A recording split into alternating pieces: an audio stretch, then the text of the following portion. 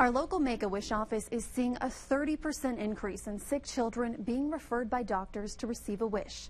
But their fundraising efforts aren't keeping up with the growing demand for wishes in our area.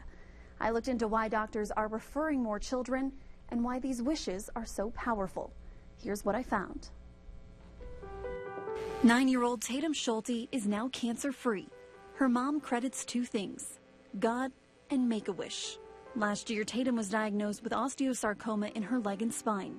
After a leg amputation and finding out she was unresponsive to chemo, she was left with one option: a risky surgery that could cause her to lose the ability to walk.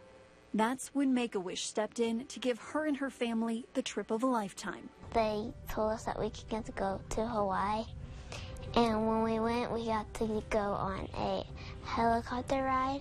We got to swim with the dolphins, snorkel. We actually could go for 7 days, and not one time did we worry about a surgery or cancer or anything like that. Shauna Schulte says the trip was exactly what they needed to prepare them for the difficult journey ahead. It just puts kind of just an extra bump in your step, you know, and you're ready to roll and you're ready to go and fight through the surgery, and it's exactly what she did. Pathology reports came back a few weeks later, and everything's gone. So it was a miracle in itself. Local healthcare officials say medical care in Amarillo is improving, which means children are staying here for treatment instead of being sent to bigger cities like Dallas or Houston.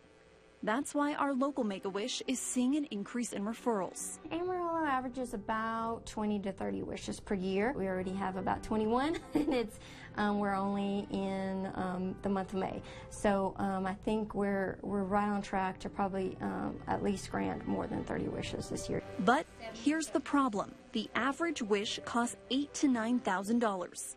To grant more than 30 wishes this year, the organization anticipates spending more than $300,000.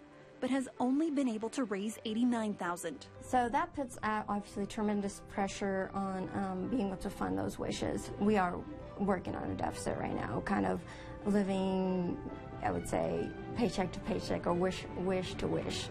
More and more children like Tatum are hoping for wishes to help get them through their own medical journeys. To see that power of a wish is an impressive thing. They come back as they're getting treatment, and we're able to see, a change in how they look and their perception of what's going on with their treatment, because they've gotten to experience something that was amazing. It shows in their medical care, and we just can see them flourish. Make-A-Wish isn't just for terminally ill children, which is a common misconception. So whenever I was approached with Make-A-Wish, I was just like, that's not, mine doesn't apply, my daughter doesn't apply. And they're like, no, it's not terminally, it's, anybody with an illness or a sickness. Because of the power of a wish, the organization says a wish waiting list is not an option, and they are doing everything possible to keep granting wishes, but they can't do it alone. And I just think that any fundraiser, anytime you're just looking for a donation, I think, Make-A-Wish is what needs to be at the top of your list.